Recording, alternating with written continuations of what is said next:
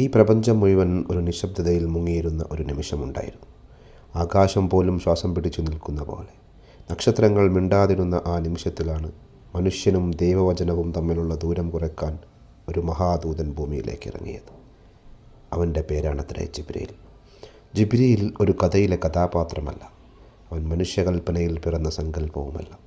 അവൻ അള്ളാഹുവിൻ്റെ വാക്കുകൾ ചുമന്ന അമാനത്തുകാരൻ, ആകാശവും ഭൂമിയും തമ്മിലുള്ള ദൂതൻ, വെളിച്ചത്തിൽ നിന്ന് സൃഷ്ടിക്കപ്പെട്ട എന്നാൽ വെളിച്ചത്തേക്കാൾ ഭാരമുള്ള ഉത്തരവാദിത്വം ചുമന്ന ഒരു സമാധാന സത്ത. മനുഷ്യൻ ആദ്യമായി മണ്ണിൽ നിന്നുയർന്നപ്പോൾ, അള്ളാഹു അവനിൽ ആത്മാവ് ഊതിയപ്പോൾ, ആ നിമിഷത്തിൻ്റെ സാക്ഷികളിൽ ഒരാളായിരുന്നു ജിബ്രീൽ. മനുഷ്യന് ഭൂമിയിൽ ദൗത്യമുണ്ടെന്നറിയിച്ച, ജീവിതം വെറുതെയില്ലെന്ന് പഠിപ്പിച്ച ദൈവിക സന്വേഷണത്തിൻ്റെ തുടക്കം അവിടെയായിരുന്നു. അന്നു മുതൽ